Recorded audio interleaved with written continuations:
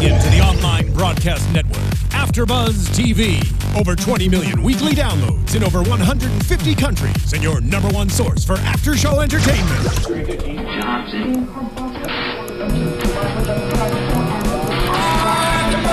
AfterBuzz TV, the destination for TV superfans. Producing aftershows for over 300 of your favorite TV shows. Interviewing celebrities and showrunners. And bringing you behind-the-scenes exclusives. All thanks to E! Entertainment's Maria Menounos, producer Kevin Undergaro, and internet leader Akamai. Now, let the buzz begin! Welcome, ladies and gentlemen. The sound of that can only mean one thing. We're back in the village. And we need information. We have Steph Z. Hey guys, how's it going? We have Meredith Placco. Hey everyone, what's up? And of course, Phil Svitek. If you haven't already done so, do subscribe to our podcast. You want to. I know the village isn't always cool, but you know what? Join the village, at least for the next couple of weeks. That's what they want you to do, because once you join, you'll never leave. We should totally have that option. Like once people subscribe to this show, they can't like unsubscribe. They're stuck. Well, we'll give them methods at the end of how to unsubscribe. Right. Yeah. By the way, huge reception for the first episode that we did. This is our second one. We've got 15 more after this, so a lot to look forward to. And thank you, 601 Society, for supporting us. And there is that meetup on April 17th, 2015, with special guest Darren Nesbitt, who plays number 2 in It's Your Funeral, which obviously we'll talk about when we get there. We'll try to keep this as little spoiler-filled as we can. Inevitably, there will be some spoilers. We apologize. This show's like 50 years old. Come on, Almost, guys. yeah.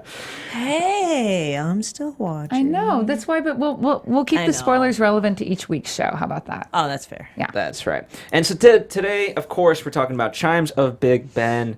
And, learning from last time, I want to start with kind of the backstory, and I'll do a quick roundabout this time, and then we'll get into the story. Roundabout. So, obviously, there's a huge debate of what episode number this is, because it was actually filmed as the 5th episode. There's no secret about that. Mm-hmm. Right. But I prefer it as episode number 2.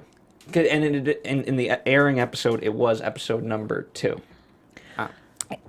It didn't feel like a second episode. Like going into it, I'm like, I feel like I'm missing something. Feeling a little offbeat here. But I think a lot of that could be given to the very disjointed production quality of this week's episode. Yeah, so speaking of that, it was primarily filmed in studio, back at MGM, rather than on location. So, whether it's the beach, whether it's them playing chess and all these different things, it's in the studio, so it doesn't quite feel as much. And they reused a lot of shots, so the helicopter shot was reused and everything else. So I have to say, as seeing this episode for the first time, and this is my first time watching as it being episode 2, I kind of don't agree with you guys. Like, I kind of like that this was episode 2, because the fact that it was like, he's going to try and escape. Mm-hmm. He's going to try and find someone he can trust. It. So, like, instead of playing that out, it's like, okay, right away, he's trying to outsmart everybody and he's going to, like, get involved. You know what I mean? Like, I feel like, yes, maybe if it was episode 5, like, I don't know what the other ones are yet, so maybe it would make more sense as episode 5. But I like that. Like, from the end of the first episode, like, that he's going to try and do this. Mm-hmm. So having him try and do this and failing, or thinking he succeeds and then failing, I think was kind of awesome to see right away, than waiting. And honestly, I think, too, like, I am so one of those people when I watch TV, it's like, I'm like, wait a minute, that window wasn't open that continuity is off. The disjointed didn't bother me so much, because there was so many things happening that I was so focused on, like, what does this lead into this, mm-hmm. And the village just looks weird altogether. So I was just like, okay, like, I wasn't so shocked that, like, you could tell, don't get me wrong, you could tell, but it didn't, for me, following the story, it didn't bug me as much. As soon as the helicopter scene, that was like the big red flag. I'm like, I feel like we've seen this exact same thing before. Yeah. But, well, I think, one of the reasons why it's nice is that it's one of the more straightforward plots of the entire series, and it also, in many ways, parallels arrival with number 8, who was originally supposed to be number 7, but they didn't want to use number 7 because it was too close to number 6, and it disproves Steph Z's theory. Yeah, it throws my theory. But I have another theory. Because the only other woman that we see is number 38. So did the 8s play? Well, maybe. no. We'll continue. The older woman that we see in this episode. You know what I'm talking about? but then last week's woman was number 9. Was she? Wasn't she? Yes. Oh. Yeah. Remember, we had a whole There was that discussion. 6 switches to be number 9. Yeah. Yeah. If she would, oh yeah, that's right. The odd even. If And- she and would have been 6, number 7, I would have been convinced. It would have been Odd and even. Yeah. Well, I want to say one thing though about the disjointed filming and editing was, it really actually helped bring me in to a very Orwellian situation where I didn't know what was going on at times. Like you said, it is one of the more straightforward episodes, but because of how it's cut, you feel very put out and uncomfortable throughout everything, and especially with the opening sequence in it. I know we will probably talk like that later, and I'll drop into that later, but it's just the whole episode really just made me feel very uncomfortable. Yeah, absolutely. Speaking of uncomfortability, Leo McKern, he's one of the only number 2s to actually play in multiple episodes, right? He plays in Once Upon a Time and also Fallout. But Patrick McGoohan didn't quite like him. He liked his acting, which is why he kept him, but personally, they didn't quite get along. That's amazing because it shows that, that makes me wonder how much of that animosity, that back and forth, was actually between them not really caring for each other. Right. I think though a lot of times that you have that factor, people that can work together, like some of the greatest bands, like the Beatles, like they didn't get along, you know what I mean? Like John Lennon and Paul McCartney, like they didn't get along, but together as a band, they were awesome. Pink Floyd, like a lot of, maybe it's just a British thing, but like a lot of people, you know what I mean? Like I feel like some people, and I actually give them a lot of credit that they can speak to that and they can see like, okay, our working relationship is really good, but as soon as the cameras are down, get away from me. But you have to, that's got to at least be some good motivation for the actors to be like, you know what, I can be a little smarmy and I can be a little smug when I'm shutting you down. And there's some satisfaction to that as a viewer, kind of like knowing that. But no, I agree. It's like, I feel like I'm on this whole kick right now, especially I'm like, I could not like you as a person, but I can work with you professionally, and that's how adults work. And that's good to see that even our silly guys from 40 years ago can manage that. But I don't know. I felt some tension there. I felt some tension between them, and I loved it, though. And in Once Upon a Time, I won't give anything away, but you really see it because it almost, they become childish both together. And it's going to be, that's something to look forward to. Wait, when do we get to watch that one? It's the penultimate episode, so not for a while. Not for a while. Little hot second. And of course, the episode was directed by Don Chaffee, who we spoke of at length last time, and he, he's back in alliance with Nadia Gray, who ironically plays Nadia in the episode. Yeah, which is great to see. She did a wonderful job. There's obviously tie-ins to Danger Man and things like that. Speaking of Danger Man, Richard Wattis, the Colonel, he was in Danger Man. So that's why the parallel between Danger Man and Prisoner is just, you can't help but make it because they're reusing so many different things. Yeah, it's not even just actors; they're reusing the same characters. I mean, this is the extension. This is the extension of Danger Man. This is what happens next. Yeah. And so number 2 had an assistant that was kind of in the script, played by Chris Benjamin. And he was also in Arrival, but because they moved this episode to be number 2, they cut him out a lot because of that fact. They didn't, he plays somebody different in the original episode, and so they didn't want him to be kind of seen. And interestingly enough, he was revoiced by Robert Riley, who's a dialect coach, and he provided voice work for episode 5, 7, 10, 11, 12, and 15. I want to know why. Yeah, I know. Like, was his voice or his accent too strong, and would that let us know where the village is? Like, is that what they were worried about? No, it's just Robert Riley is known to be an amazing dialect coach, and he can do all these various things. And so I feel like he was just kind of, when you need post-production work and you're there, especially, now ADR and stuff like that is so simple. Right. But then it must have been, fairly hard. And so you're like, okay, well, can we get this guy, Christopher Benjamin, to come in, or we can just have this guy who can do any voice we really need him to, and he'll just redub it in 5 minutes for whoever we need. Right. So that's Okay. what I feel ultimately it came So down it had to. nothing really to do with his voice, just maybe it needed to be redone, and this guy could do it all. Yeah. It had nothing to do with like his accent or anything. I mean, like he that. redubbed Once Upon a Time in America, Okay. for some of the people. Oh, Fair enough. That's an iconic movie. yeah. Yeah. And there's not a lot of talking in there, so that must have taken him 5 minutes too. Okay, so Vincent Tilsey brought the imagination McGoohan and Mark Steen wanted. So he hadn't written much for ITV before, but this is his episode. This is the one that he wrote, and whatever else. So and there's a lot of psychotherapy in this episode, right? There really is. I mean, like going back to even just from the beginning opening sequence to, we see Nadia in the room, and then later on we see kind of like a hallway of people sleeping. There's just a lot of references showing us that people, they go to different lengths to get people indoctrinated into the village. And I really like a lot of the almost like Clockwork Orange elements that they had put into this. It was definitely had the mark of a 1960s show on it. Absolutely. And interestingly enough, he went into psychotherapy eventually in 1973 after having written Life and Death of Adolf Hitler. Yeah. Correlation? Right. I don't know. I can't verify. I mean, That's a jump.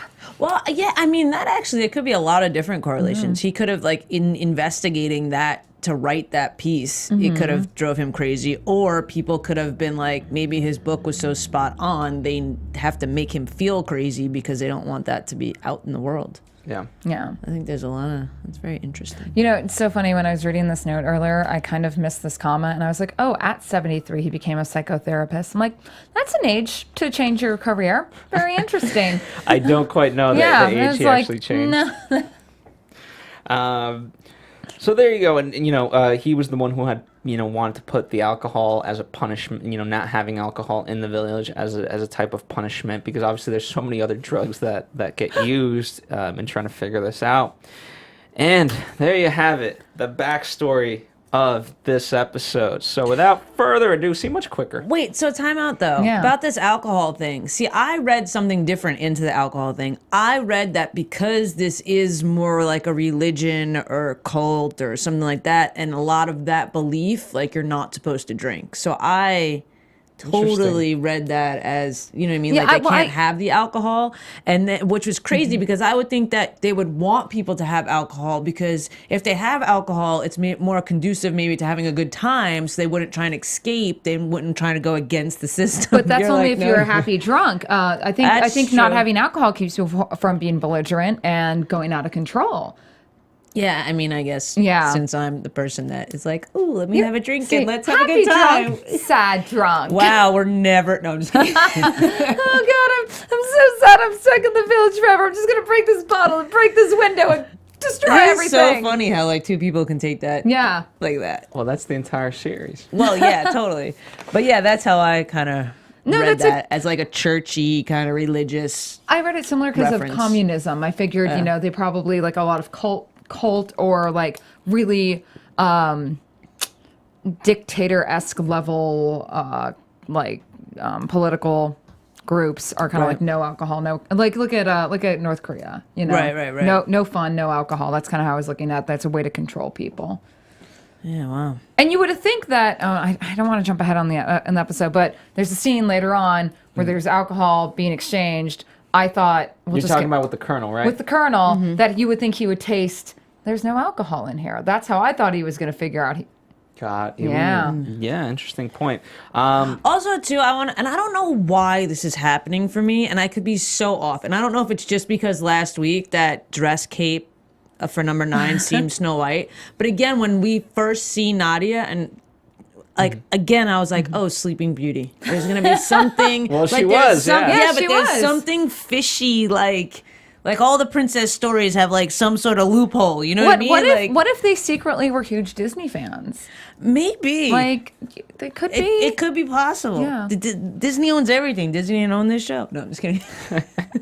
They could have. Who knows? Yeah. One day. Yeah. So let's go back to you obviously made the point, Meredith, about the opening, and right. So we've condensed the what we saw last time and added on to it, and it's so disjointed and yet so. But let's start with you, and then we'll go. I really want to hear Steph Z's interpretation of this because first time I ever saw an opening, I was like, huh? Yeah, like we see how number 6 goes through his resignation process, but we're also given this very strange psychosomatic, psychotropic drug sequence that made me sit back and like, are my eyes okay? Like, did I, what's going on? Like, they just kept throwing images and beats and other imagery within it that just kind of made me question, like, did I miss an episode? Am I watching the right one? Yeah, because you're like, because you're very confused. Is this part of the episode? Yeah, or is this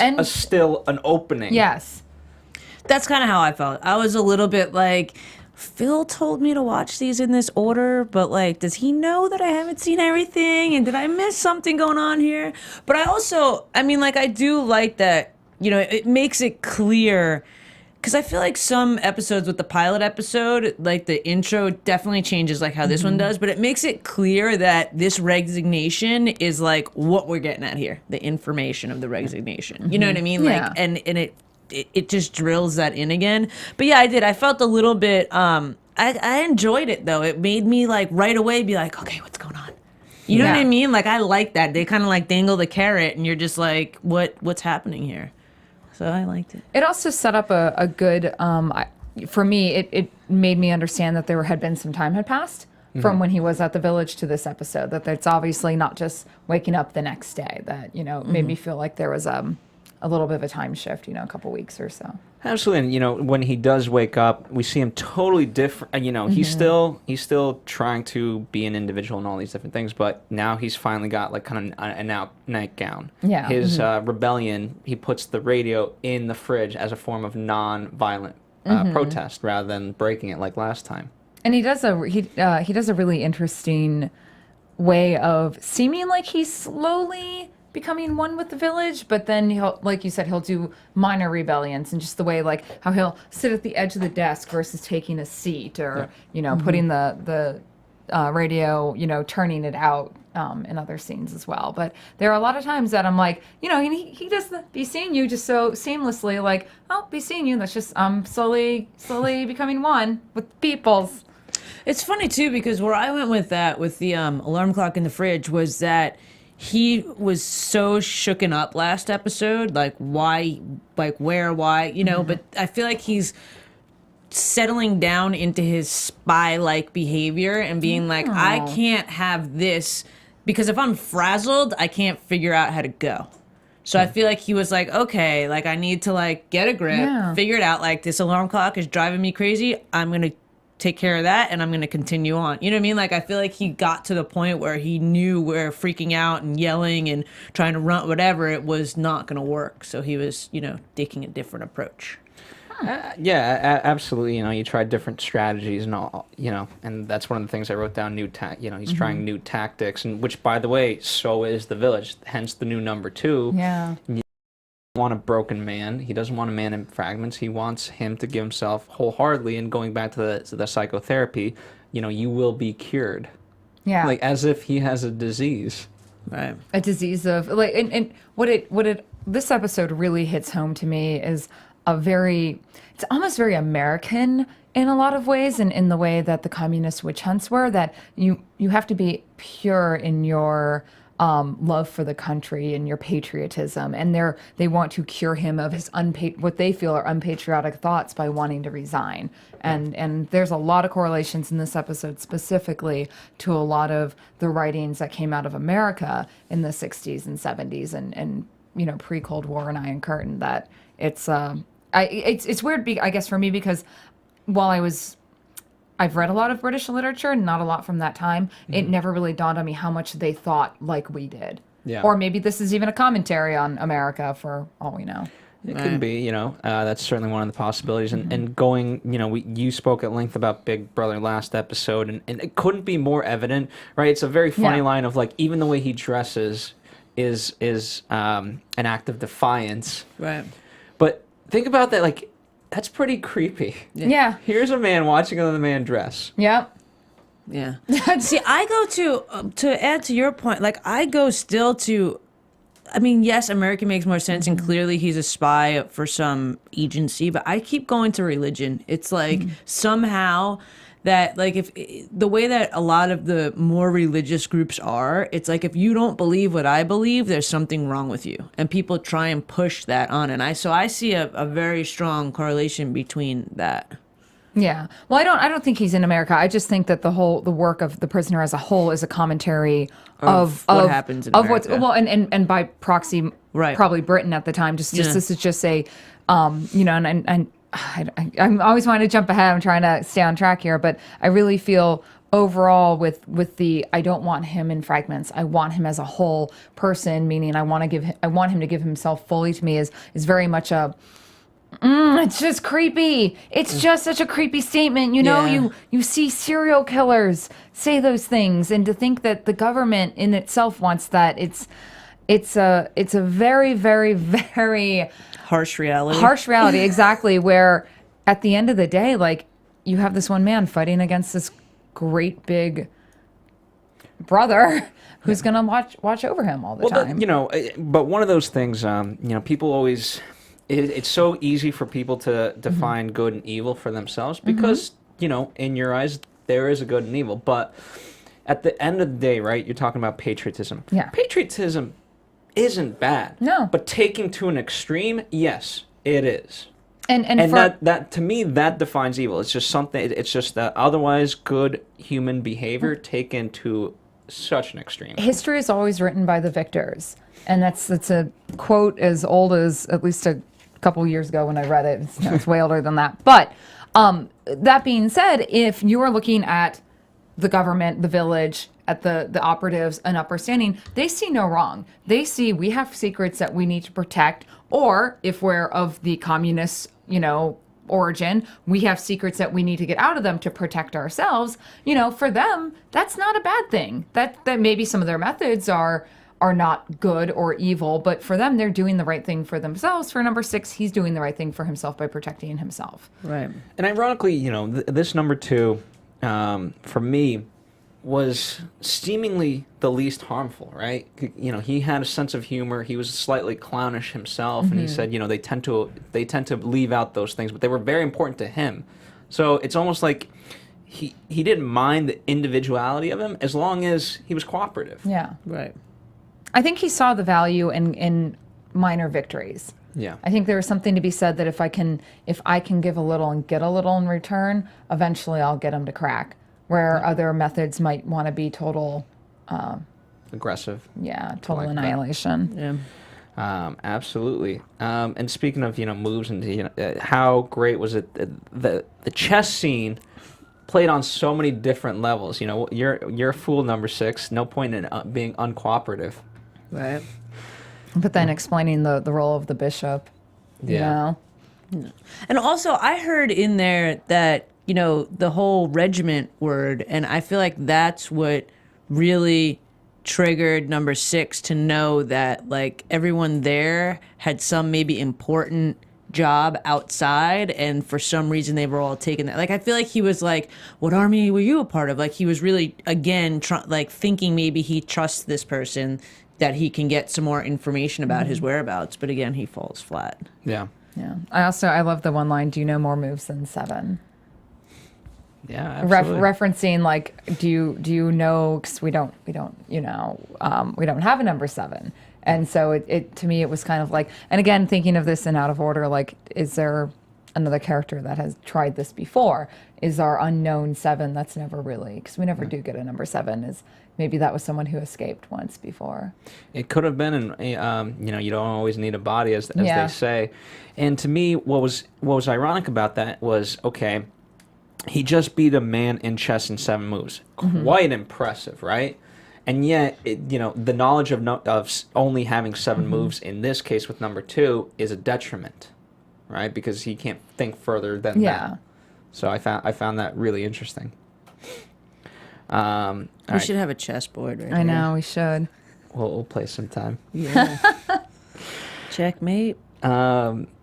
Nadia's arrival. So I really liked your Sleeping Beauty perspective on this. Because it was very, like if you just went and took somebody, it just looked too perfect, the scene almost to me. And I mean, maybe again, that's because it's just jointed and how it was shot, whatever, but it seemed too perfect. And again, like, I don't know why, like the Snow White thing from the last episode stuck out so much. So I guess maybe it just triggered something in there. And I feel like with all these princesses, there's like, you need the specific thing to make it better. There's some kind of poison or betrayal. And I feel like that's somehow gonna come back around. You guys laugh every time I say it. No, I just think it's such a fascinating. I've never heard this theory or thought of it, and I'm laughing because it's like I just love it. I just love again, I said this last week. I love your perspective on this because one, you're looking at this from a very modern day. You've got 40 years of history on this show, right. and the idea that we can just subvert our own conscious on this. But then there is some truth to what you're saying, I mean, when she comes, she's laid out, she's all asleep, and she has to be woken up, and to the the whole village, we've talked about it. Is it a resort? Yeah. Yes, but it's not a good resort. And so, to that point, here she's going to be, in theory, right? If she is a prisoner, here she is. Yes, even if she wakes, she's still not going to know the truth. But it's so crazy because if you think about it, when you go to, is it a resort or is it a village? I bet you, maybe this is crazy, but if you asked like 20 people here, like, sure, like they're not making them do yet crazy things at this village. So if someone was like, hey, you can go to the village and you have a free place to stay and you have a beach and you have someone wake you up every day and you have someone drive you around every day, some people would be like, sure, sign me up. Like, it doesn't seem like a wrong place yet. Like, it does. There's so much wrong with it. Don't get me wrong. But it doesn't seem like a horrible... So you're saying no use in being uncooperative.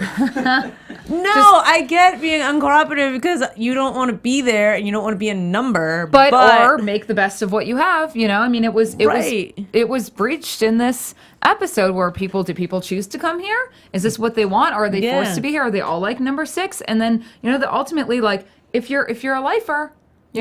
you might as well just roll with it. Like, are some people like the honorable discharge people get to go there too, and then also the people that resign and don't tell us why that we need information from, or is it like all people that are there against their will? It's not clear. Or how many of them are plants? How many of them are at what point? I'm starting to question: is everyone a player on the stage where number 6 is the only? Yeah, is it everyone versus number 6? Yeah. Because it is clear that Nadia is, taking them for a ride. Was it clear? Yes. She's too perfect. She was too perfect. And then it was like the swimmer. No. And then, I don't want to jump everywhere to the whole episode, but it was so like... They set her up as what we use the term Mary Sue. Yeah. This almost perfect female character that is written to be the idealized of everything to advance the story without really having to advance the plot. Well, for me, as soon as she said that she resigned too, the way she delivered that for me was like, oh, they're just trying to get him to tell her, like, of course, let me introduce someone that's really similar to you so you guys can bond and share what your experience was and why did you resign and why did I resign? And then they get the information they want from her. Mm-hmm. Yeah, I mean, absolutely. There's so many similarities. I mean, because he goes the other way. He classifies her as Russian. No, Estonian. Russian. Yeah. And that's an act. I love the prisoner and things like that, and I never want to go against them. But that's an act of ignorance to me. Yeah. Because he's classifying her. Well, I also think that he was baiting her because at that time, Estonians would have been very angry at being called Russians, and she didn't really fall for it. And we also see her kind of slip up later with like, "Oh, Big Bill," like, "Oh no, honey, no, it's Big Ben. It's okay, sweetheart." But "Oh, okay, Big Ben. No, but I'm your Big Bill." Like, I kind of saw where he might have started fishing for. Like, I don't think number 6 is not an idiot. I don't think he was gonna flat line fall for her antics. I think he was fishing, but I think maybe there was a semblance where his hope got a little too above his level-headedness, and he thought for a second. And I get it, regardless of Russian or Estonian, just the act of, because he was very much, when he first came to the village, right, he was much more defiant than her. Yeah. And so he'd been like, no, you cannot just classify me, I am Nadia or whatever, Yeah, and he's just like, okay. But also, the thing that stuck out for me was, I know we're jumping around, but he kind of stuck up for her and wanted her to be safe, which led me to believe, did he resign?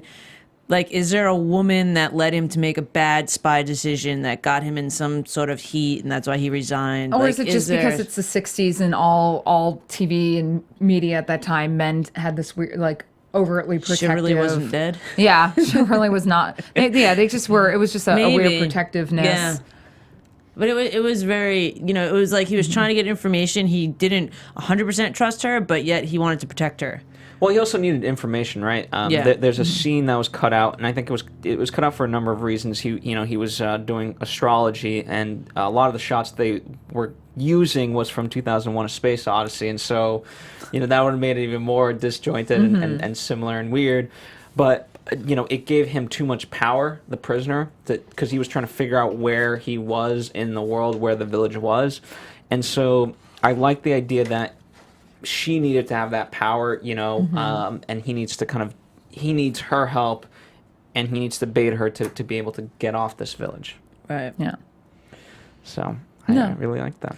Yeah, no, I think Nadia was a very interesting character, and she continues to be a very well played character throughout the rest of the episode. Absolutely. And one, again, speaking of scenes that work on so many different levels, the beach scene, right? Yes. Because if you're thinking about it, here's number 2 sitting, and he has no regard for that she's about to just swim, and obviously they have their own measures, and they stop her from doing so. But you would wonder, why isn't he anticipating, like, hey, don't go swim too far? You know what I mean? Yeah. He's just there talking. He's not worried. Exactly. Which made me also start to question her motivations, or how assured the village is of their safeguards. Like, he's like, she's not going to get anywhere. That's fine. Well, we've got measures. Or I took it as he knows exactly that she's not going to, like, she's going to play her part out, Yeah. Number 2? Yeah, number 2 with Oh, see, I took it as they were, like, in cahoots the whole time. Yeah, that's what I'm saying. Oh, okay, yeah. I was like, because he knew it was like, try and swim, get caught. Okay, now we know that you're a swimmer. Okay, how can we put our heads together? Blah, blah, blah. Yeah. That's how I took it. There you go. And, but one of the more interesting parts of that scene, as we talked about, McGoohan versus McKern in that scene, talking about the global village and who the prisoners are. I mean, this... let's talk about the ideas of this. This is a really fascinating concept to me. So in 1962, Marshall McLuhan coined the term the global village. And it was at this point we started to see the advent of the internet, not as we know it, but between electricity, phone communication, and the very, very first inklings of the internet, we started to realize that the world was not a small we weren't just small little individual pockets. The entire world now was one entire global village in which we had almost instantaneous communication with one another, and the idea that there is no real escaping that we are all one entire person, and that thought of that McLuhan has written extensively about plays so deeply into the concept of the village that it is just this. Here we are, where we're all, everything we do. And it's, to me, like, and it goes back even more when with the village, well, cars, remember what we said last week about, like, we can walk if there's a problem. We don't really trust cars. And if you notice, there's not a lot of technology in the village themselves. The upper, like, number 2 and his people use technology, but the citizens themselves are denied a lot of basic technology that's available at that time. So I think it's a really fascinating concept that they're trying to juxtapose in the prisoner to kind of push home this new notion of the world as a global village. It's just, again, to me, it's kind of like nuts in a way that they're almost foreshadowing how the world's going to be. Well, here's so You know the what I line mean? is, It's like what crazy. what has been created? An international community, a perfect blueprint for the world order. When the sides facing each other suddenly realize that they're looking into a mirror, they'll see that this is the pattern of the future. Number 6, the whole world as the village. Number 2, that is my dream. What's yours? To be the first man on the moon. And that happens too.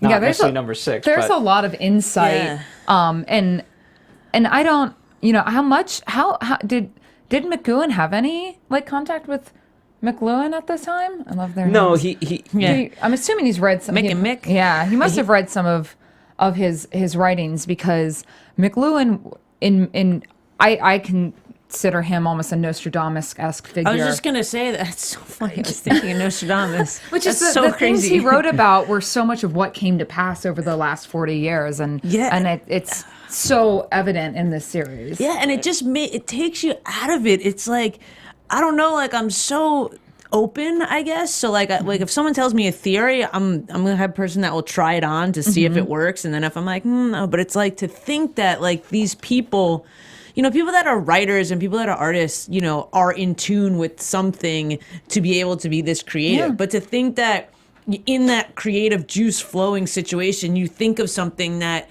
you have no idea is actually going to be reality. It's so awesome. Well, he predicted a lot of the various things. And McGoohan jokes about it. He's like, what came first, McGoohan or McLuhan? Yeah. And one of the things, again, because McLuhan studied a lot of things, and one of the things that he studied, he eventually became known for the global village, but also the idea of media and how it affects people. But his argument started in very simplistic terms.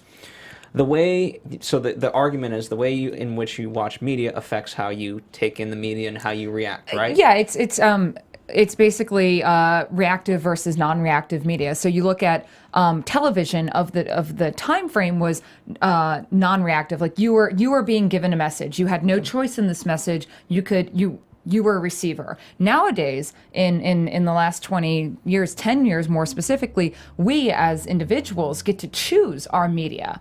And if McLuhan could see this now, that it's completely subverted what it was then, how we choose to take in what we want. But our behavior at the same time, our behaviors change, right? So the simple way is, if I literally design a different doorknob for you guys, I can change. If every day you use that same doorknob, my doorknob, I am forcing a different behavior pattern, right? And so we used to have phones, and we did it in a certain way. Now people think everything is touchscreen. Why? Because they're conditioned by the medium of that thing, whatever it is, that, of course it has to be touchscreen. Yeah. Not even with technology. I'm going to take it a place further in my little conspiracy theorist world that I live in.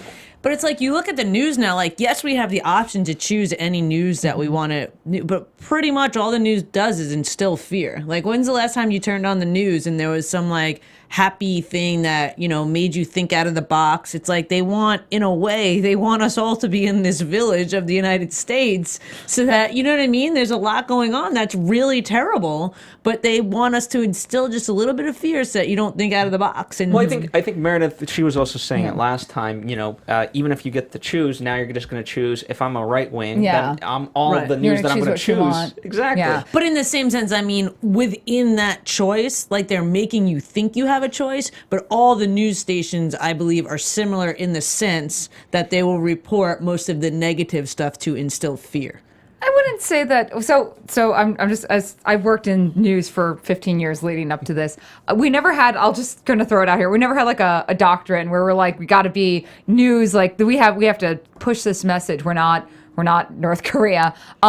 The reason we do that is because that's what people want. It's very push and pull. It's if people didn't want all the negative stuff, we wouldn't report on it. That's why we have the e-block that's usually puppies and, really nice happy stories. But the reality is people don't respond in test groups. They don't want to hear happy, good news. They want to hear all the horrible things oh my God, I don't want to go to the corner store now because it got knocked over last week. Or, as a whole, it feeds off each other in a very negative way. Well, that's what I feel like the reason reason why people want to hear that, which makes the hamster wheel spin, is because they want to hear that there's something worse than what's going on in their lives, so that they feel okay with themselves. Yeah. And they feel content with just what they're doing. They don't want to be provoked to do something more. They don't want to be, Which is what I find local news in LA being very weird for me. And sorry, this is a complete tangent here. And I promise I'll bring this back to McLuhan.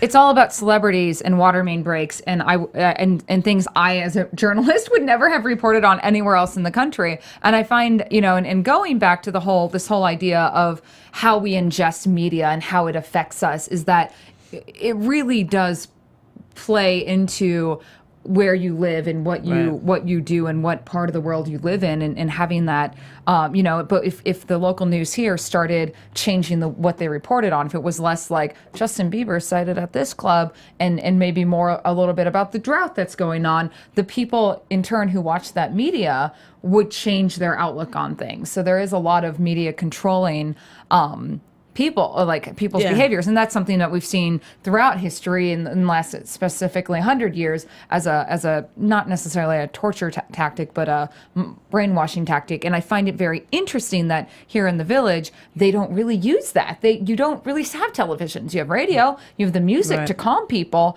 but they've still eschewed the concept of TV from these people. Yeah. Absolutely interesting. Yeah. And one of the things that we also didn't speak about that somehow I think, you know, ties into this is the idea when him and number 2 are talking, and he says, you know, what are you going to do? I'm going to escape and come back. I'm going to thumb my nose at you. Yeah. Which, I mean, it's a foreshadow of what perhaps happens. I mean, we'll talk about the argument of where he actually went ultimately. But, you know, he didn't set the place on fire just yet. But who knows? What can, you know? He did certainly come back to he could have escaped in theory. But there is something to be said that no, I'm not just going to escape. I'm going to come back and prove that I am better and bigger than you. Like he is a very confrontational man who has a huge ego. Subsection 8. And it's amazing just to see how number 6 just wants to it's interesting because you just start to see him breaking down. Maybe why he resigned, because he seems to have this arrogance authority. See, I didn't read it as arrogance or authority, but I see where you're going with that. But I kind of read it as he wants to do right. He's kind of like, what you guys are doing here is so wrong on so many different levels. So not only am I going to get out, but then I'm going to come back and I'm going to handle you guys and make sure that this thing falls apart because this is not right. That's what I thought he was trying to say. That's a good way of thinking about it. Yeah. I mean, so, you know, so after she gets caught, I mean, just the interrogation of it, you know, yes, number 2 says, you know, she ultimately is she has the power. But yes, okay, she has the power, but nonetheless, you're using electricity and using words like, what was in your mind? Were you attempting suicide? Tell us what was in your mind. Like, that I mean, he was basically nice. saying, commit suicide. That's how I took that scene, was like, we're just going to keep throwing the word suicide in there till you are driven mad enough that you choose to do this yourself. Yeah. And the room I'm not going to lie. I was kind of a little bit with that scene. It was, and I don't know, I felt from the beginning that she was there to set up number 6. So that scene for me was like, of course she's not going to die. But then, like, her doing that, I don't know if she could be acting that well and be in cahoots with number 2. Like, I felt like that scene kind of threw me a little bit. Yeah. I was like, what is really happening here? Yeah. So. And it's one of those things, you're giving a lot, you know, let's say, because it doesn't matter whether she's on the side or not. That's a lot of credit to give someone if they can make something, you know, it only takes 3 seconds to get from here to there. And your room of error is 1 second. Like, that's not a lot, you know. Had you said to figure that out, and how do you know the door's not locked? To figure that out, it was like she kind of had to know. Yeah. So absolutely, and so you know, I think it speaks more of the Village. Like, yes, there is an out ultimately, but again, your room of error is so small. And to your point, you don't know if the door is locked. Yeah. You don't. There's a lot of variables you have to figure out along the way to make that. You know, split open. Yeah. So we kind of skipped over this, I think. Go ahead. What do we got? It said, did I hear this wrong? It said that they only could surveillance for 2 miles out when she was swimming. Is that Yeah. right? Or could they only send the ball out 2 miles? They could only see, they could only Yeah. see, but after that the radar would pick them up. Okay. So. Yeah. Because what I saw in that was that the ball. Rover. Rover. I wanted to say Roger, and I knew that was wrong. I'm like, wait a minute, it's not Roger. I heard that it could only, like, what I thought they said was that it can only go 2 miles out. So when the scene, later, when it goes clearly a lot further than that, I'm like, wait a minute, did I miss something? So I guess it could go further. They could only. Yeah, and that they had outposts throughout the waters. So what could they only do for 2 miles if they could They surveillance only- and send video- Rover out? Visual surveillance. Yeah. But they saw them. They didn't, How I did don't they know. send Rover? Okay. Well, because of radar. They had radar. Because So they just saw the bleep on the radar. but were they really more than 2 miles out? Yeah, you don't know. And could she be Well, wearing but they right, Yeah. because they said 30 Yeah. miles, but that could be a bunch of crap. Yeah. I mean, his watch was also. We'll get into that. Absolutely. So I'm so bad about jumping ahead. I just want to know. tie it all Well, together. Yeah, there is. I wanted to, we have a cooperation thing. Number 2 with number 6 says, okay, I'll take care of her, and I'm, it's all the whole joke about woodworking and all that was funny to me. But here we are. I want to talk about. Did you guys find it hilarious about criticism of modern art? Yes. Yeah. Because I hate modern art so much. That I'm like, oh my God, number 2, I love you. Thank you so much. So that whole piece he built was like, I don't see, where's number 2? I just don't see number 2. And even I'm when like, they're what building is- it, right? So Yeah. there's a picture Stephen has up, or we'll bring up. It's when they're building it. Like, what is it? Like, Yeah. What do you See, think? I read boat right away. Yeah, I mean, I thought boat right away too because of the shape, but he's like, yeah, I mean, I can see the shape. Does that represent Jesus being crucified on the cross? Does that maybe a little bit of that? How about the word escape? It means what it is. Yeah. Yeah. No, it doesn't. It doesn't mean that. It means what you think it means. Yeah. That's so funny. Yeah. Oh, and I love, there's been a lot of essays and things like that about the woman who just agrees, like, oh, I'm starting to see Yeah. it. Like, no, you're not. It's like when you, it's like, go on, I'm so sorry. No, on. go, No, go. I was, go. When I first, this is a little bit of a tangent, but it totally makes sense. When I first moved here, I moved in with a friend of mine's sister, and we made an art gallery in her garage. So, like, literally every week I was at art openings because they were there. And, like, I can't tell you how much. It's here, though. Art in LA, it's very, very different than, I mean, modern art, too, but it's like that whole thing of, like, what is art? You know what I mean? Yeah, Like, it what all is just art? comes back to what is art. But it's the same thing as everything else is. It's relationships, so you can get your stuff hung at the gallery, and if your stuff's hung at the gallery, then you have some sort of credibility, and you put a price tag on it, and then someone will want to buy it. But in the same sense, it's like, whatever, like, why is this art? Like, I could spill my drink on this piece of paper and blow it up And, and frame it and call it art. and that's what McGoohan was saying. Was that like here you have all these literal interpretations of number 2, which is a more classic style of art, and then you have his weird like structure, his installation piece, if you will, and everyone's sitting here trying to interpret it or like, why isn't it number 2? And this is I took this as McGoohan's own like big screw you to the art world of I'm just gonna like make a little point here and then like no, it is what I say it is. This is freedom. This is escape because I'm going to escape in this boat when you all aren't looking. Yeah. Yeah, it was really funny. I liked it. That made me happy. Absolutely. And, anything can be art, but not everything is art. Don't say that to an art teacher. Yeah. Why? An art teacher taught me that. Wow, really? Wait, say it again. Anything can be art, right? So your paper, you could spill it, but does that mean that it is automatically art? No. It can be art, but it is not art right away. Unless you claim it. Well, that's So what I'm this is saying. my art. Well, that's the process. I Right. think Excuse now, me. Guys, I have to build this piece right now. This if is you guys freedom aren't right here. watching, $25,000. Okay, guys. This is I'm gonna actually call this the Global Village. Right here, what I have is some paper with a coffee mug and a notebook and my iPad on top. And the iPad symbolizes that we are all one with each other because we can talk to each other in the coffee cup is our souls draining into it. And by the way, what I loved, Sorry. number 2 didn't pick this I'm a up. jerk. Right, I love it. It's funny. Number 2 picked it up, but he didn't in this instant, but he had noted before. Number 6 has a sense of humor. Yeah. Yeah. And that's one of the ways to survive is, if you can have a sense of humor, especially about yourself and whatever Your it is, situation.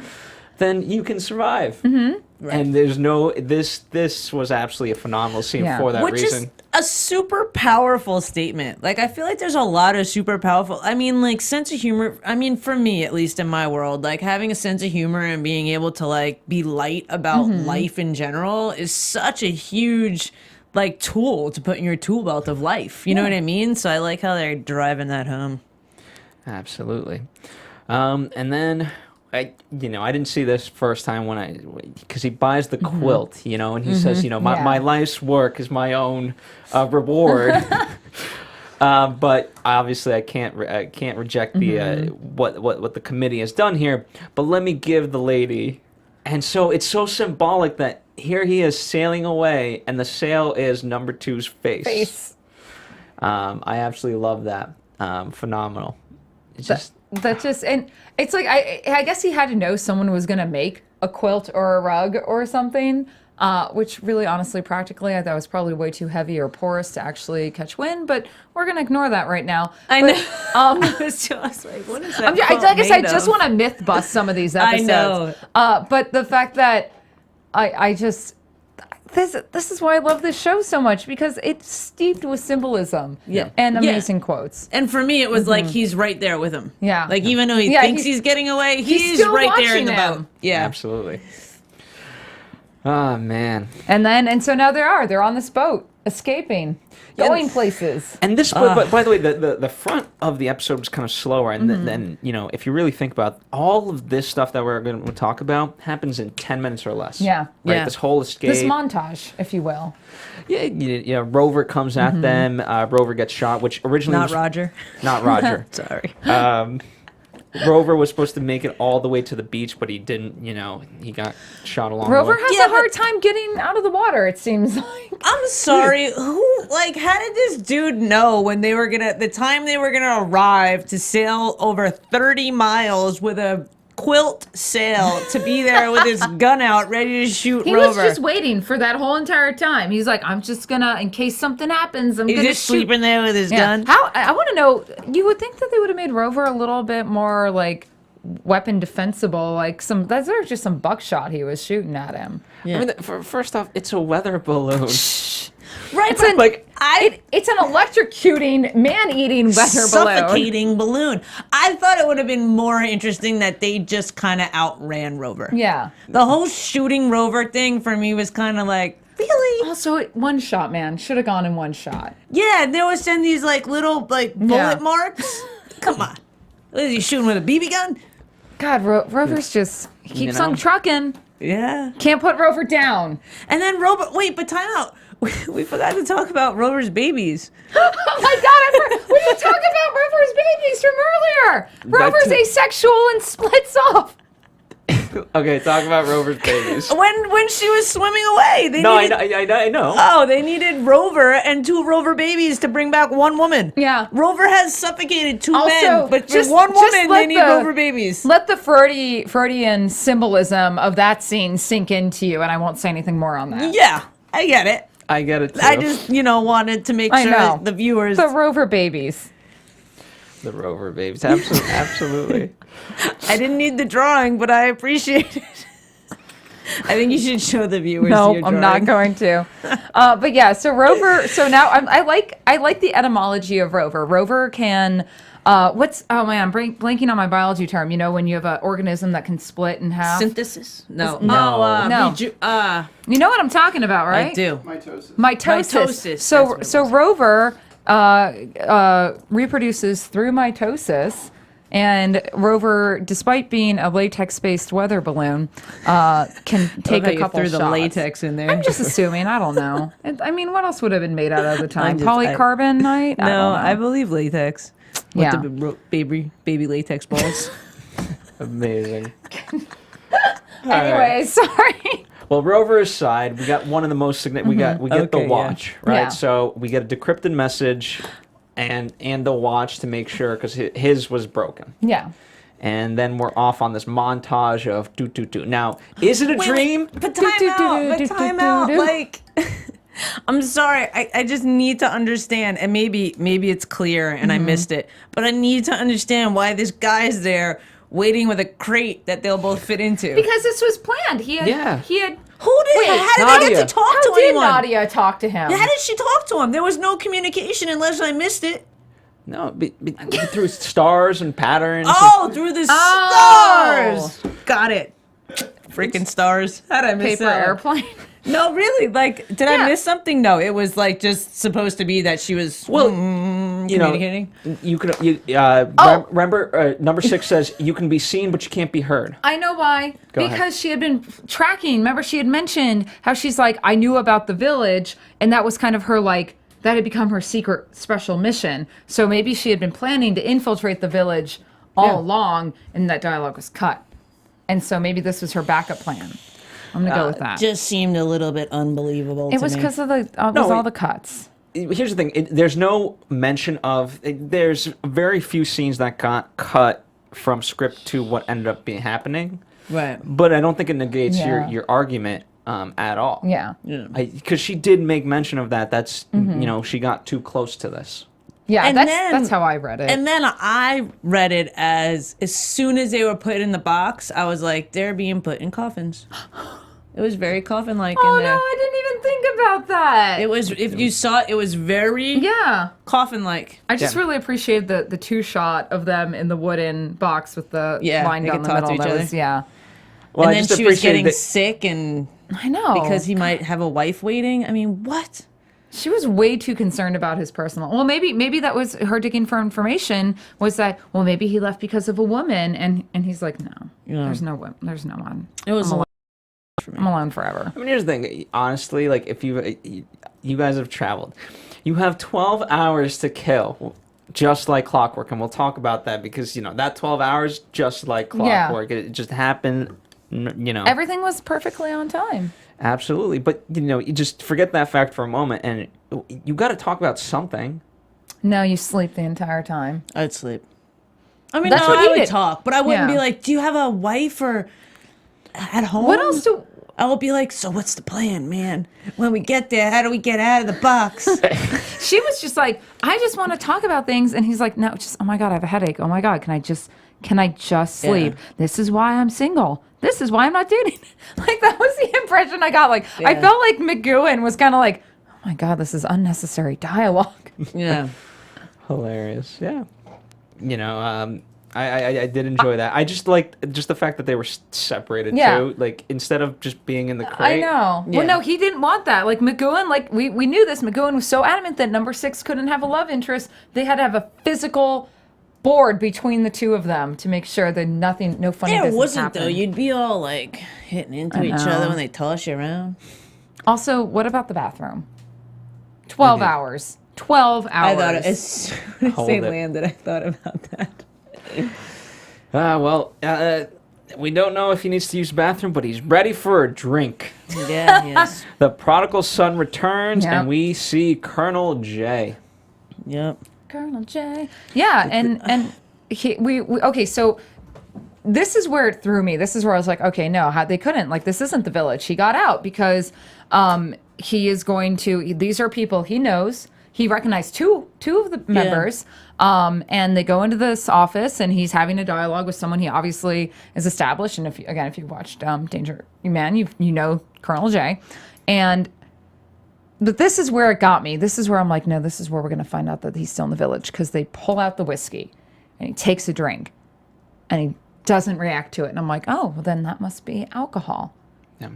See, for me, it was so, as soon as they got out and all the blinds were closed. I mean, he's been saying Big Ben, I want to see Big Ben. They're close enough to hear the chimes of Big Ben, and the windows are going to be closed, so you can't see Big Ben. Yeah. And I was the like, no earlier way. foreshadow, remember, an exact replica of her room. They made an exact replica of his room. Yeah. And if you really kind of dissect it, Obviously, it's an exact replica of what is over, what the office that he's used to. But the maps and the lamps and things like that, exactly the same as in the village. Yeah. Yeah. Which is interesting because it just goes to that point of like it's a mirror image of itself. So what the hell did they do with him for 12 hours? Was it a dream or did they just take him on a joyride? I mean, because we saw externals, I feel they actually did go through the process of taking him through all these places, because why would they give the viewer that perspective?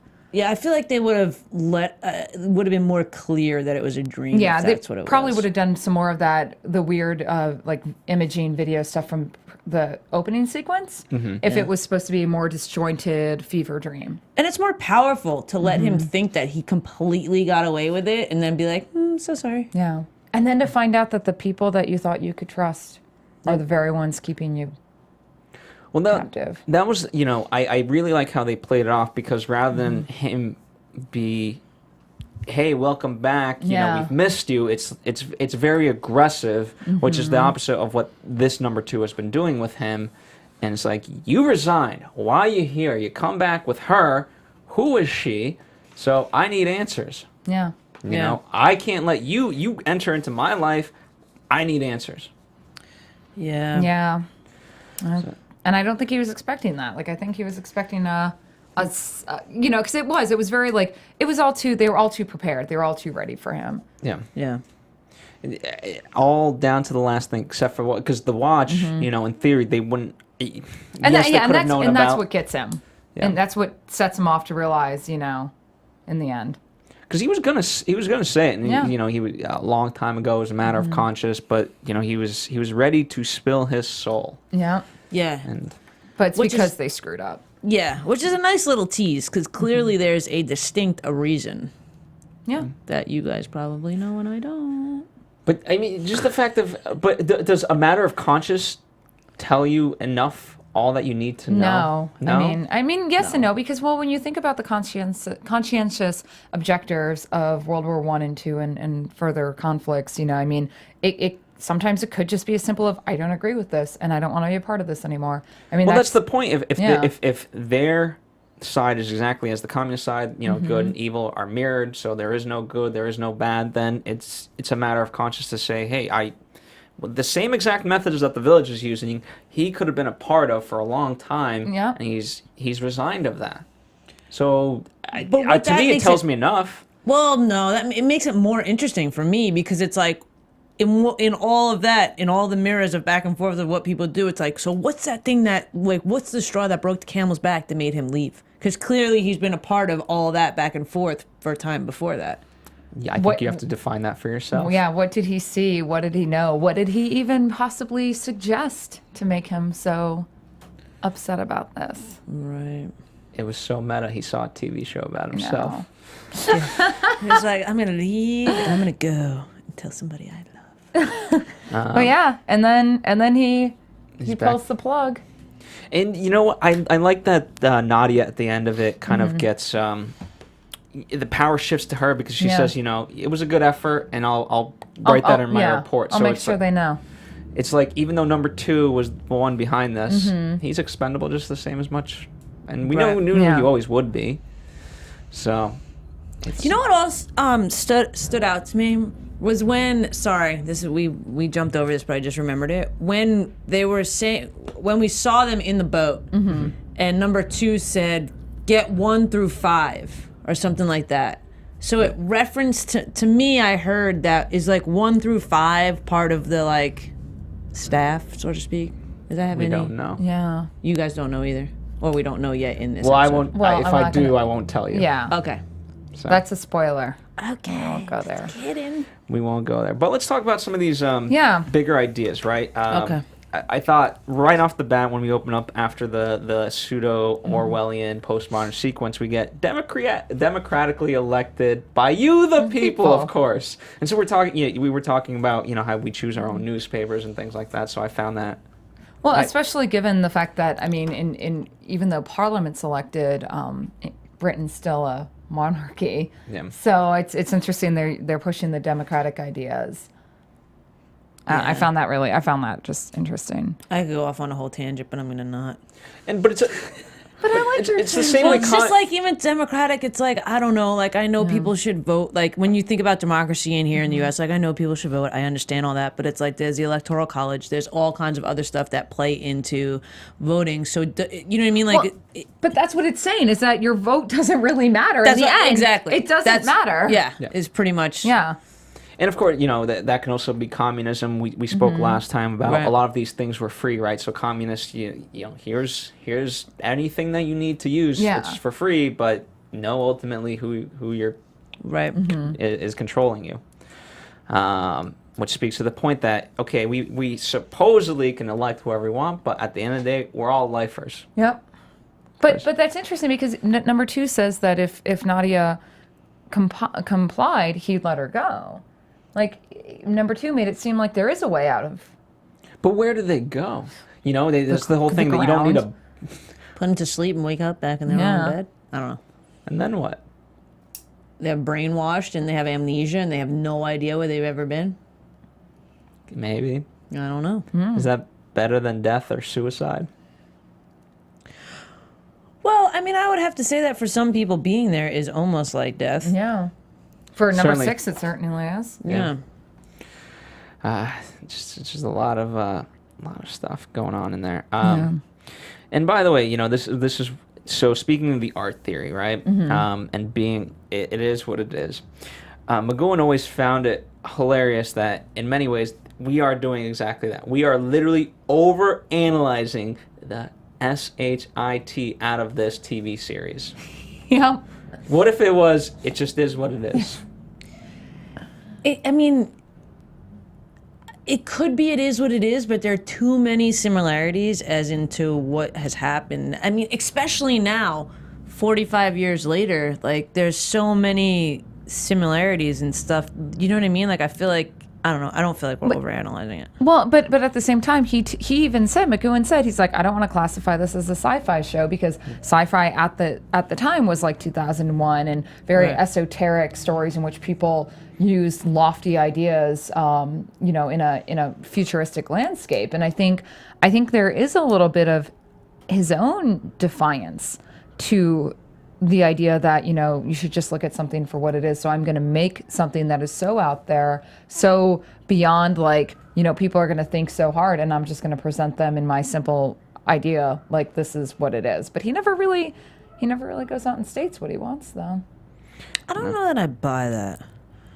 I mean, yes, maybe that's, what it is, but it's just, I feel like he's a smart guy. Like he's got to know, like this is a very different show from like some bubblegum show that they could have had on TV. You know what I mean? Like there's a way that things, like a lot of shows, maybe something from episode 2 doesn't follow to episode 15. You know what I mean? Like in here, I feel like things are kind of going to keep adding up. Well, and especially for television at the time, there wasn't really anything like this. Yeah, like there's a lot still of... isn't. No. Right. So I feel like, I mean, maybe he was just smart in the sense that the show's just smart, so other like-minded smart people want to think about it, and a lot of shows these days and those days don't require thought. It's just to be entertained and taken out of your own life. But I definitely feel like...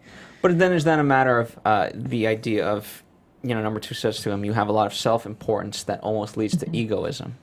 So, are we better just by watching this show and thinking that we understand it? Are we putting a value to ourselves if we're better than somebody else? No, I don't think we're putting a value to ourselves. I think we're just saying that this is something that interests us, so we're going to talk about it. I mean, I could be, you know what I mean? Like some of the things, Snow White, really? That can be so off. You know what I mean? And someone could watch it and think something totally different. But the show... it evokes people. It makes people want to have a conversation about it, where some other shows don't. I just love the idea that at the end of the day, McGoohan could have been the biggest troll. Like he could have just been setting us all up. Like be like, here, I'm gonna give you something really weird. Have fun, enjoy. I'm gonna go die now. But that Could have in been. itself is brilliant. I know that if that was That's if like that's his more end game, brilliant. that makes me. I'm like, all right, Yeah, that's like good on almost- you, sir. Yeah. It's funny in that way because if the point of entertainment is to entertain, David Foster Wallace wrote a book about, it's called Infinite Jest, about this very same thing. So wouldn't the perfect thing be something that you just want to watch over and over to the point that you didn't want to eat, sleep, drink, piss, shit, whatever, right? I love that you spelled it out I earlier, know, and now but you you're just- like, well, I just had to make a point. pooping. Yeah. Just had to make it. Yeah, I just had to make No, it. it's true. Yeah. But I think with this show too, my father lived in England for 16 years, so I was actually talking to him about the show. I feel like this show, like people that have watched this show have an opinion about it, they have thoughts about it, and it's resonated somewhere with them. Like people could ask me if I've watched the show 20 years ago, and I could be like, yeah, I watched it. Yeah, Smurfs are great. But you I know? wouldn't be like, I am not a number, I am a person. Like I wouldn't start quoting the show, and it's like all kinds of random people. Yeah, I think don't. do. I do wonder if the people involved in the show at the time realized the impact it was going to have, not just later, but at the time, because the 60s were an interesting time in terms of post World War II, you do have that Iron Curtain, but it wasn't quite where it was like in 10 years from then, but there was just this almost. People at the time were getting comfortable. They were just getting really comfortable in their lives. They'd started to forget about the war. We had more comforts. People were kind of going out and starting to enjoy life. And this show, when it came out, really made people start to question like where they stood in their own country with their own government. And it was I put The Prisoner with any of the novels from that time period, 1984, Fahrenheit 451. The Prisoner, to me, is a social commentary. Yeah, but you asked the point, did they know? I think George Markstein had an idea of kind of what he wanted the thing to be, and Pat McGoohan kind of knew what he wanted it to be. Outside of perhaps those two people, and again, we can argue George Markstein one way or the other, I don't think anybody knew. Yeah. I don't think you can know. It's like almost like nowadays. I think Patrick McGoohan did, much like, But let's he say the would- he could Wachowskis want knew it. what they wanted to do with The Matrix. Yeah. Right. But no one else was like, we know we're making something cool, and we'll just go with it. Yeah. But what the hell we're making, we have no idea until we see it. But I feel like there's not a real formula for that. You know what I mean? It's almost like nowadays how people, like things go viral, so to speak, and people are like, oh, I want to make a viral video. Like there's no business formula to make a viral video. It just either catches on or not. Like there are a lot of shows that people, I mean, you think about shows nowadays like 24. But that's got a cult following. I don't want to almost. discredit. Here's the thing, right? Yes, viral's something though that just happens, right? Right. Whereas this is man, as you said, he's thought a lot of these thoughts. He's kind of, this is a reflection of his time on Danger Man, his life, what he was reacting to the world as it is. So I don't want to discredit it. It's not like it just happened because he got lucky. These are things that he was thinking about. And yes, there are artists in the world that they have the ability to, and this isn't just the only thing that he's ever created. He's created things before and after that were successful. So, and this is the one that sticks a lot. But at the same time, to have that longevity, it's not a viral he got video. Lucky.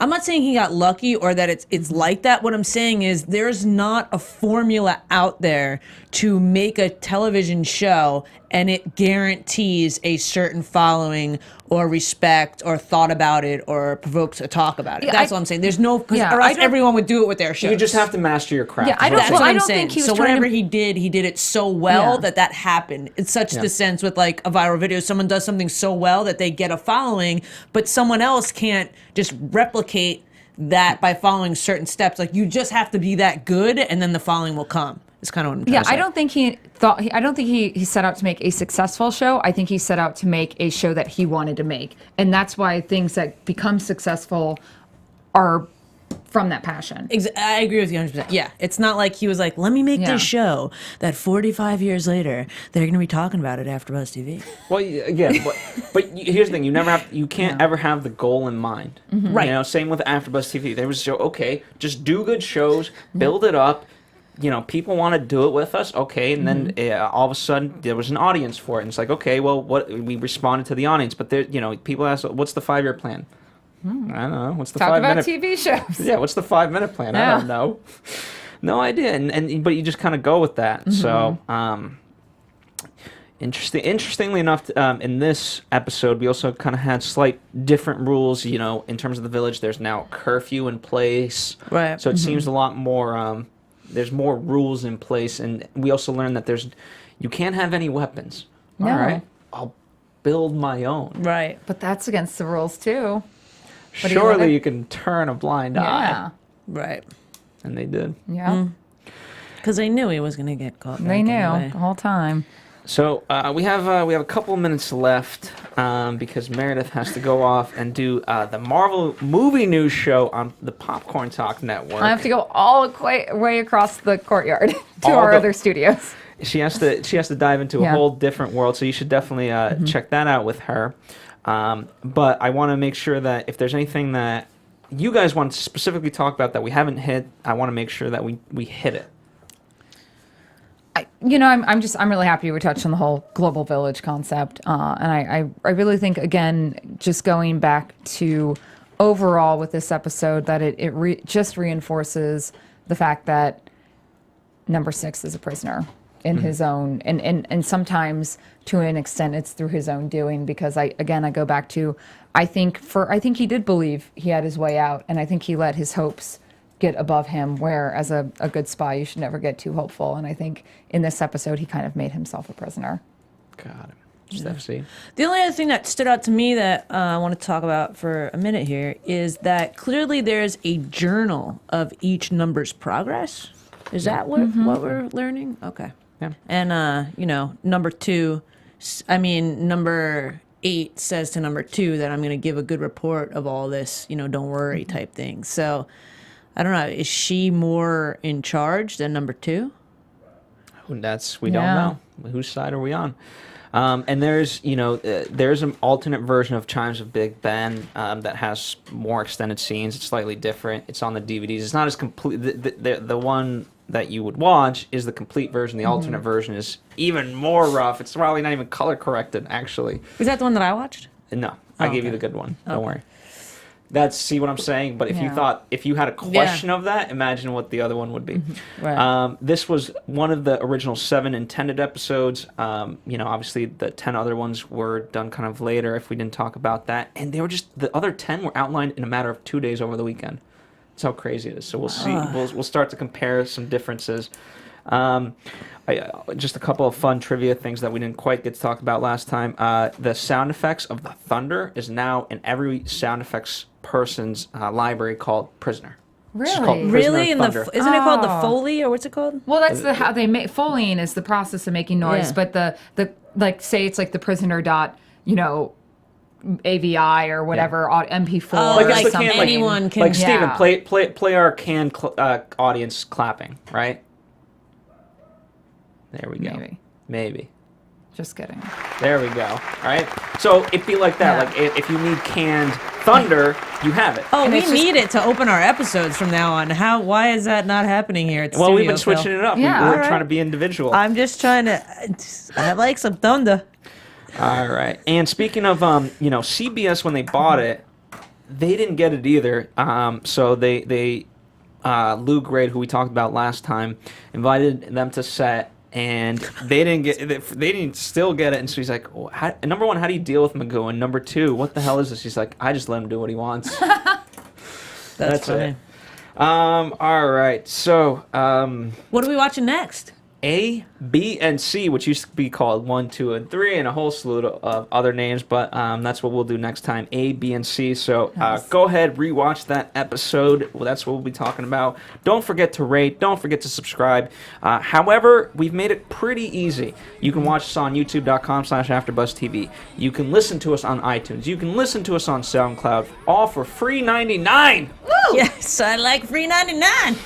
All right, and also, whether one of the great things is, if you want to participate along as we do this each week, that's great. If for some reason you find us 1 year, 2 years, 3 years, 4 years, 5 years down the line, you know what? It's still great to participate because I'm sure Steph C is still going to be checking her Twitter then, which is? It is at IAMSTEFZ. Yes, tweet me. And that's Instagram too? Yes, that's my Instagram too. And you can check out my website, IamStephZ.com. Woo! You can find me at MPLACKO on Twitter and Instagram and meredithplacco.com. And, of course, AfterBuzz TV, Facebook, Twitter, Instagram, all that fun stuff. Once again, thank you guys from 6 of 1 Appreciation Society. April 17th is the meetup. Check out their website. Get some more info on that, and we'll see you. Well, we'll be seeing you. From executive producers Maria Menounos, Kevin Undergaro, Phil Svitek, and the entire AfterBuzz TV staff, we would like to thank you for listening to the AfterBuzz TV network. To watch or listen to other after shows and post comments or questions, be sure to visit AfterBuzzTV.com. I'm Sir Richard Wentworth, and this has been a presentation of AfterBuzz TV. Buzz you later. The views expressed herein are those of the hosts only and do not necessarily reflect the views of AfterBuzz TV or its owners or principals.